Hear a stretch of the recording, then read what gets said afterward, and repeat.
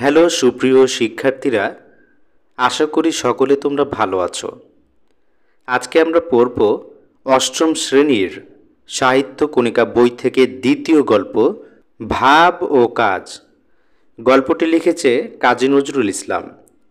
আর কাজী নজরুল ইসলামের গল্প মানেই কতটা গুরুত্বপূর্ণ আশা করি তোমরা জানো সকলেই। কাজী নজরুল ইসলামের প্রশ্ন থাকে না এমন কোনো পরীক্ষায় আসলে নাই। তো আজকে আমরা এই গল্পটি পড়ব, তারপর লেখক পরিচিতি, পাঠ পরিচিতি, শব্দার্থ ও টিকা সবগুলোই থাকবে এই ভিডিওতে। আশা করি এই ভিডিওটি সম্পূর্ণ দেখলে এই গল্পটা নিয়ে তোমাদের আর কোনো টেনশন থাকবে না যে পরীক্ষাতে কি করব, এটা তোমরা পারবে অথবা অনেক সহজ হয়ে যাবে। তো চলো আমরা শুরু করি। প্রথমে আমরা গল্পটি একবার রিডিং পড়ব এবং গুরুত্বপূর্ণ জায়গাগুলো আমি তোমাদেরকে নোটিশ করব, তোমরা এটি নোট করে রাখবে। ভাবে আর কাজে সম্বন্ধটা খুব নিকটবোধ হলেও আদতে এই জিনিস দুইটাই কিন্তু আসমান জমির তফাত। ভাব জিনিসটা হইতেছে পুষ্পবিহীন সৌরভের মতো একটা অবাস্তব উচ্ছ্বাস মাত্র। তাই বলিয়া কাজ মানে যে সৌরভবিহীন পুষ্প, ইহা যেন কেউ মনে করিয়া না বসে। কাজ জিনিসটাই ভাবকে রূপ দেয়, ইহা সম্পূর্ণ বস্তু জগতের। গুরুত্বপূর্ণ একটি নোট, কাজ জিনিসটাই ভাবকে রূপ দেয়, ইহা সম্পূর্ণভাবে বস্তু জগতের। তাই বলিয়া ভাবকে যে আমরা মন্দ বলিতেছি বা নিন্দা করিতেছি তাহা নহে। ভাব জিনিসটা খুব ভালো। মানুষকে কবজায় আনিবার জন্য তাহার সর্বাপেক্ষা কোমল জায়গা ছোঁয়া দিয়া তাহাকে মাতাইয়া না তুলিতে পারিলে তাহার দ্বারা কোনো কাজ করানো যায় না। বিশেষ করিয়া আমাদের এই ভাব পাগলা দেশে। কিন্তু শুধু ভাব লইয়াই থাকিব, লোককে শুধু কথায় মাতাইয়া মশগুল করিয়াই রাখিব, এও একটা মস্ত বদখেয়াল। তাই ভাবকে কার্যের দাসরূপে নিয়োগ করিতে না পারিলে ভাবের কোনো সার্থকতাই থাকে না। তাহা ছাড়া ভাব দিয়া লোককে মাতাইয়া তুলিয়া যদি সেই সময় গরমাগরম কার্যসিদ্ধি করাইয়া লওয়া না হয়, তাহা হইলে পরে সেই ভাবাবেশ কর্পূরের মতো উড়িয়া যায়। অবশ্য এখানে কার্যসিদ্ধি মানে স্বার্থসিদ্ধি নয়। যিনি ভাবের বাঁশি বাজাইয়া জনসাধারণকে নাচাইবেন, তাহাকে নিঃস্বার্থ ত্যাগী ঋষি হইতে হইবে। তিনি লোকদিকের শুকনো অনুভূতি বা ভাবকে জাগাইয়া তুলিবেন, মানুষের কল্যাণের জন্য, নিজের স্বার্থসিদ্ধির জন্য নয়। তাহাকে একটা খুব মহত্তর উদ্দেশ্য ও কল্যাণ কামনা লইয়া ভাবের বন্যা বহাইতে হইবে, নতুবা বানভাসির পর পালিপাড়ার মতো সাধারণের সমস্ত উৎসাহ ও প্রাণ একেবারে কাদা ঢাকা পড়িয়া যাইবে। এজন্য কেউ কেউ বলেন যে লোকের কোমল অনুভূতিতে ঘা দেওয়া পাপ, কেননা অনেক সময় অনুপযুক্ততা প্রযুক্ত ইহা হইতে সুফল না ফলিয়া ফুলই ফলবে। আগে হইতে সমস্ত কার্যের বন্দোবস্ত করিয়া বা কার্যক্ষেত্র তৈয়ার রাখিয়া তবে লোকদিগকে সোনার কাঠির ছোঁয়া দিয়া জাগাইয়া তুলিতে হইবে, নতুবা তাহারা যখন জাগিয়া দেখিবে যে তাহারা অনর্থক জাগিয়াছে, কোনো কার্য করিবার নাই, তখন মহা বিরক্ত হইয়া আবার ঘুমাইয়া পড়িবে এবং তখন আর জাগাইলেও জাগিবে না। কেননা তখন যে তাহা জাগিয়া ঘুমাইবে এবং জাগিয়া ঘুমাইলে তাহাকে কেউ তুলিতে পারে না। এটা ইম্পর্টেন্ট লাইন, তো মনে রাখা লাগবে।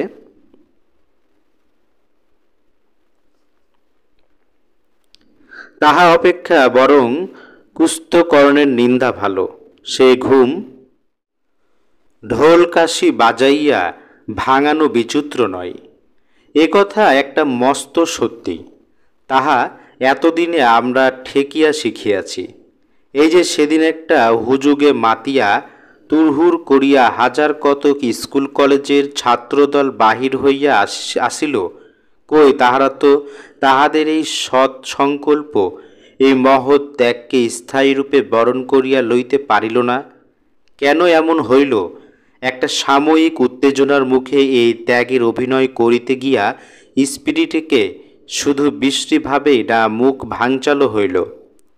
যাহারা শুধু ভাবের চোটে না বুঝিয়া না শুনিয়া শুধু একটা নামের জন্য বা বদনামের ভয়ে এমন করিয়া তাহাদের স্পিরিট বা আত্মার শক্তির পবিত্রতা নষ্ট করিল, তাহারা কি দরকার পড়িলে আবার কাল এমনই করিয়া বাহির হইয়া আসিতে পারিবে? আজ যাহারা মুখে চাদর জড়াইয়া কল্যাকার ত্যক্ত বিশ্ববিদ্যালয়ে আবার মুখটি চুন করিয়া ঢুকিল, কাল দেশের সত্যিকার ডাক আসিলে তাহারা কি আর তাহাতে সাড়া দিতে পারিবে? হঠকারিতা করিয়া একবার যে ভোগটা ভুগিল বা ভ্রম করিল, তাহারই অনুশোচনাটা তাহারা কিছুতেই মন হইতে মুছিয়া ফেলিতে পারিবে না। বাহিরে যতই কেন লা পরোয়া ভাব দেখাক না, এখন সত্যিকার ডাক শুনিয়া প্রাণ চাইলেও সে লজ্জায় তাহাদে আসিয়া যোগদান করিতে পারিবে না। এই রূপে আমরা আমাদের দেশের প্রাণশক্তি, এই তরুণদের স্পিরিটটাকে কুব্য ব্যবহারে আনিয়া মঙ্গলের নামে দেশে মহাশত্রুতা সাধনই করিতেছি নাকি? রাগিবার কথা নয়, এখন ইহা রীতিমতো বিবেচনা সাপেক্ষ। আমাদের এই আশা ভরসাস্থল যুবকগণ এত দুর্বল হইল কি রূপে, বা এমন কাপুরুষের মতো ব্যবহারই বা করিল কেন? সে কি আমাদেরই দোষে নয়? সাপ লইয়া খেলা করিতে গেলে তাহাকে দম্ভর মতো সাপুরে হাওয়া চাই, শুধু একটু বাঁশি বাজাইতে পারিলেই চলিবে না। আজ যদি সত্যিকার কর্মী থাকিত দেশে, তাহা হইলে এমন সুবর্ণ সুযোগ মাঝ মাঠে মারা যাইত না। ত্যাগী অনেক আছেন দেশে, কিন্তু কর্মীর অভাবে বা তথা কথিত কর্মী নামে অভিহিত লোকদের সত্য সাধনার অভাবে তাহারা কোনো ভালো কাজে আর কোনো অর্থ দিতে চাহেন না, বা অন্য কোনো রূপ ত্যাগ স্বীকার করিতেও রাজি নন। কি করিয়া হইবেন?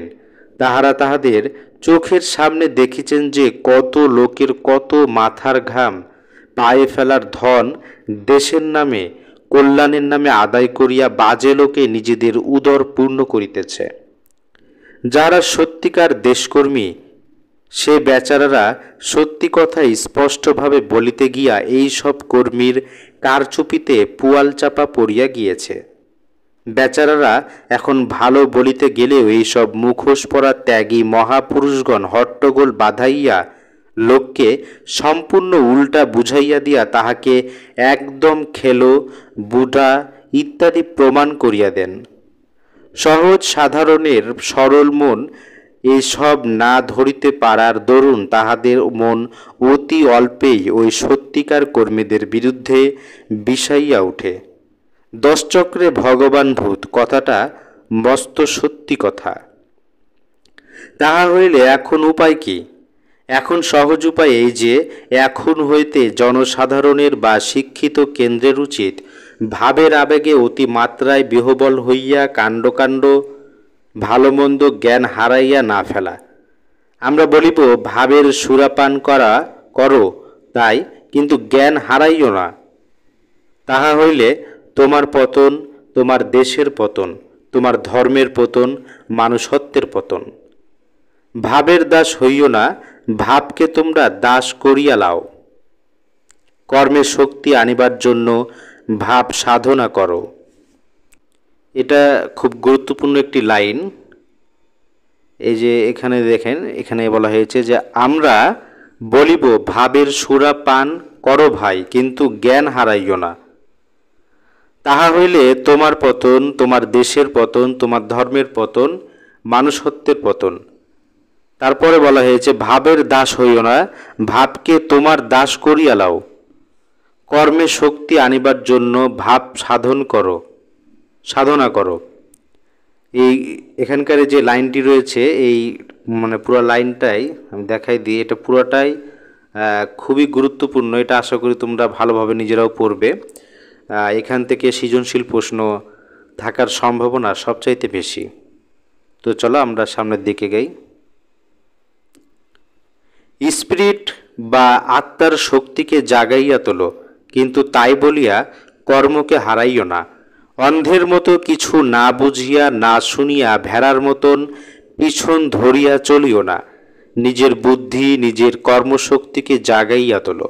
তোমার এই ব্যক্তি স্বতন্ত্রই দেশকে উন্নতির দিকে মুক্তির দিকে আগাইয়া লইয়া যাইবে। এইসব জিনিস ভাব অবিষ্ট হইয়া চক্ষু বুঝিয়া হয় না। কোমর বাঁধিয়া কার্যে নামিয়া পড়িতে হইবে এবং নামিবার পূর্বে ভালো করিয়া বুঝিয়া সুজিয়া দেখিয়া লইতে হবে। ইহার ফল কি? শুধু উদ্ম সারের মতো দেয়ালের সঙ্গে গা ঘেঁষড়াইয়া নিজের চামড়া তুলিয়া ফেলা হয় মাত্র। দেওয়াল প্রভু কিন্তু দিব্যি দাঁড়াইয়া থাকেন। তোমার বন্ধন এই সামনের দেয়ালকে ভাঙিতে হইলে একেবারে তাহার ভিত্তিমূল শাবল মারিতে হইবে। আবার বলিতেছি, আর ভাবের ঘরে চুরি করিও না। আগে ভালো করিয়া চোখ মেলিয়া দেখো, কার্যের সম্ভাবনা অসম্ভাবনার কথা অগ্রে বিবেচনা করিয়া পরে কার্যে নামিলে তোমার উৎসাহ অনর্থক নষ্ট হইবে না। এখানেও গুরুত্বপূর্ণ একটি কথা রয়েছে।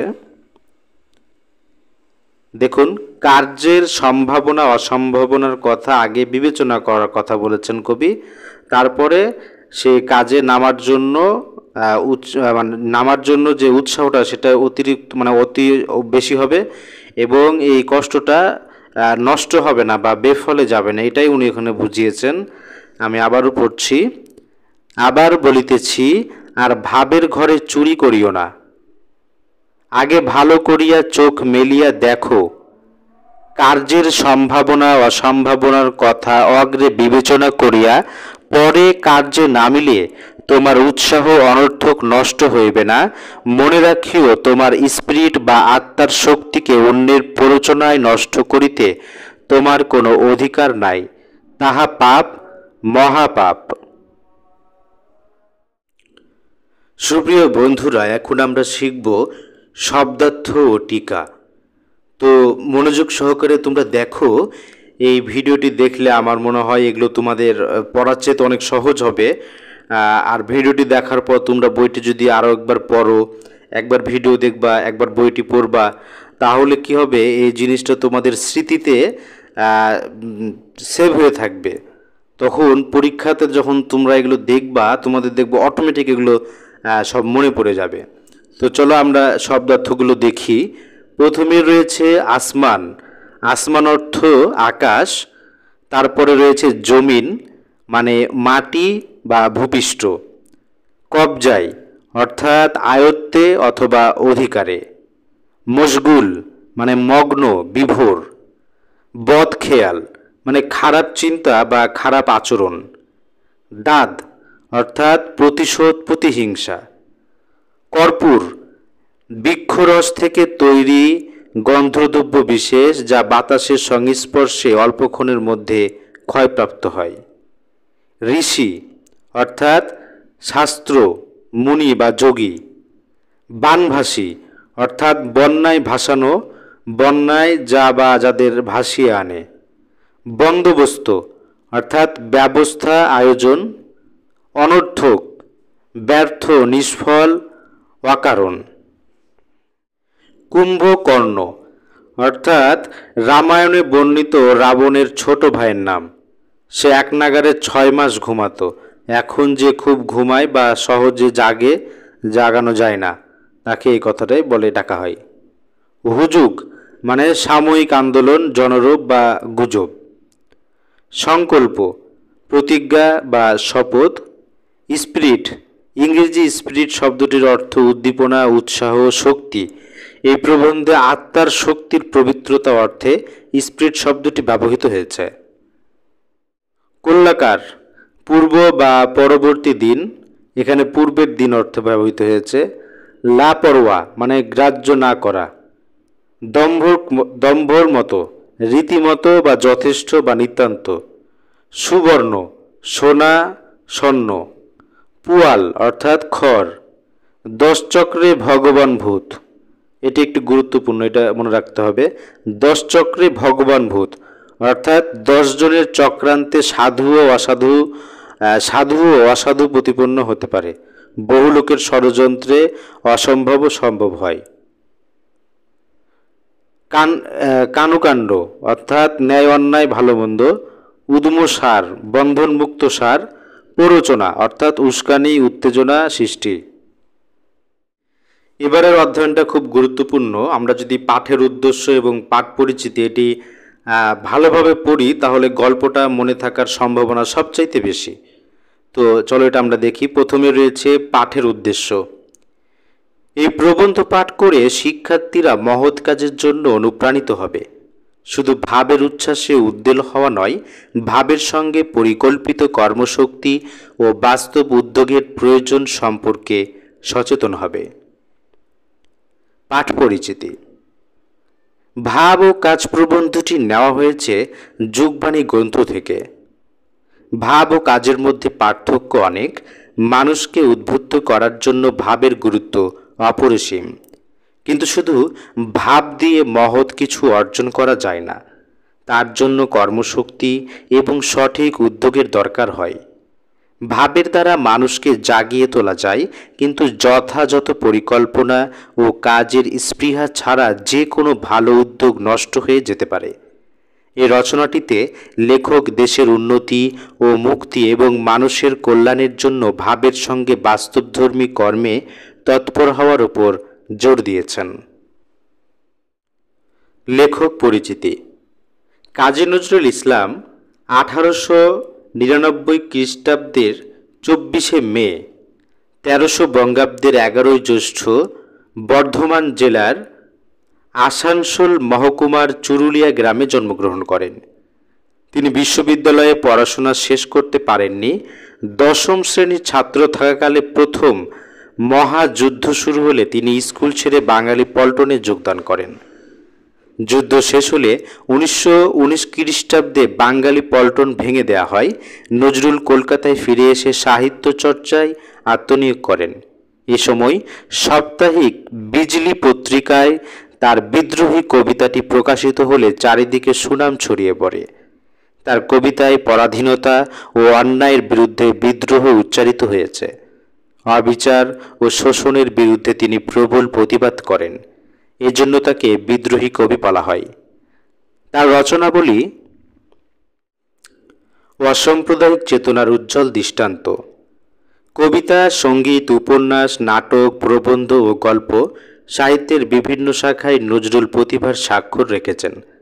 তিনি সাম্যবাদী চেতনাভিত্তিক কবিতা, শ্যামাসঙ্গীত, ইসলামী গান ও গজল লিখেছেন। কবিতা ও গানে বহুল পরিমাণে আরবি, ফার্সি শব্দ ব্যবহার করেছেন।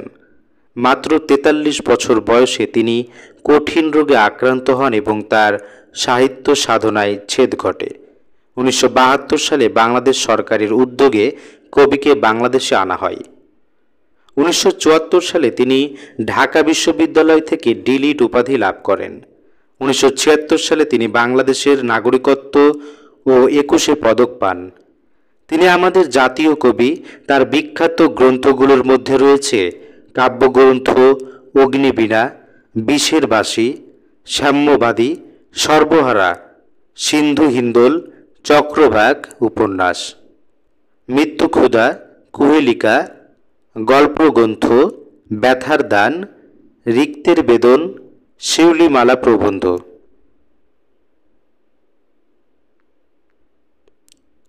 প্রবন্ধ গ্রন্থ যুগবাণী, রুদ্রমঙ্গল, নাটক ঝিলিমিলি, আলেয়া, মধুমালা ইত্যাদি। কাজী নজরুল 1976 খ্রিস্টাব্দের 29শে আগস্ট ঢাকায় মৃত্যুবরণ করেন। এখন আমরা দেখি কর্ম অনুশীলনগুলো। কর্ম অনুশীলন এখানে 2টি দেওয়া রয়েছে। ক নম্বরে রয়েছে আত্মার শক্তি বিষয়ে একটি গল্প রচনা করো। আর খ নম্বরে রয়েছে একদল ভাবের পক্ষে এবং আর একদল কাজের পক্ষ নিয়ে বিতর্কে অংশগ্রহণ করো দলগতভাবে। এখানে কিছু প্রশ্ন রয়েছে, প্রশ্নগুলো আমি পড়ছি, তোমরা দেখো যে তোমাদের দ্বারা উত্তরটি হচ্ছে কিনা। 1 নম্বরে রয়েছে ভাব ও কাজ লেখাটি কোন ধরনের সাহিত্য? ছোট গল্প, প্রবন্ধ, কাহিনী, কাব্য, উপন্যাস। উত্তরটা অবশ্যই কমেন্টে জানাবা। 2 নম্বরে রয়েছে সে ভাবাবেশ কর্পূরের মতো উড়িয়া যায়। বাক্যটি কর্পূর শব্দের অর্থ নিচের কোনটি? কপালের রেখা, এক ধরনের পাখি বিশেষ, বাতাসের সংস্পর্শে বৃদ্ধিপ্রাপ্ত হয় এমন বস্তু, অথবা বাতাসের সংস্পর্শে অল্পক্ষণের মধ্যে ক্ষয়প্রাপ্ত হয় এমন বস্তু। 3 নম্বরে রয়েছে ভাবের সুরাপান করো ভাই, কিন্তু জ্ঞান হারাইও না।